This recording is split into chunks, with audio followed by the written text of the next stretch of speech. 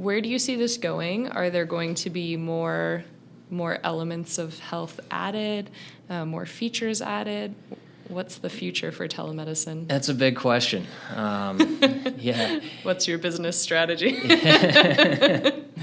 Yeah, so I mean the big piece of the future of telemedicine is the scope of practice is only going to get bigger as technology improves. So, for example, can we get to a place where an Apple Watch can take a heart rate measure that would be medically acceptable? For us as a company, it means diving into different areas of health where telemedicine can be applied, be it especially mental health. We've rolled out a new mental health platform.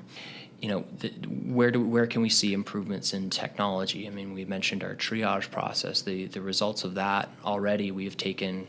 When we started out, we had kind of a nurse-only triage where you'd be connected with a nurse. She would go through this triage process, and what they found was, it took about 20 minutes to safely and standardize in a standardized way triage a patient. Yeah. We've reduced that time by 85%. Oh, yeah. When I did that, it was like a couple minutes maybe. Yeah. Yeah, and we're working with one of the Montreal super hospitals right now on a pilot program to actually integrate our technology with their triage process.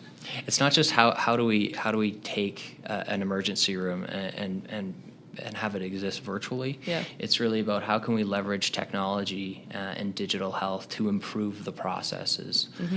So triage and follow-ups are two of them. Incorporating electronic medical records is another. Can we get into the business of predictive health? So if we know on a patient's medical history, they have a history of respiratory diseases, and we know that tomorrow it's going to be a muggy day outside. Can we send notifications to that patient, letting them know that they're at higher risk and they should prepare in this way? Yeah. And what are the effects on long-term chronic conditions, be it mental health or physical health? And the final, just the big unknown is what part is government going to play in this? Because right now this is an employer-driven movement, but the government will be involved in some capacity at some point.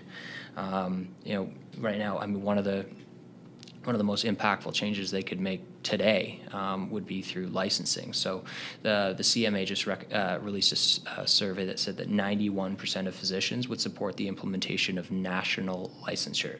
So that would mean, a patient or a practitioner who's licensed to practice in Alberta could be licensed to practice right across the country. Oh, which not only would have benefits for telemedicine, but it would have benefits for the whole medical the community. So whether their licensing changes whether it's a government investment in telemedicine, that's the great unknown here in Canada. But right now we found tremendous success within the employer market, and employers have really stepped up, taking advantage of being able to provide better support for their employees' health.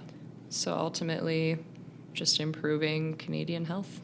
That's it. Yeah. Lowering the barriers of access to care. That's our mission at Dialogue, and so far we've seen tremendous results from being able to enable employees to get better access to healthcare.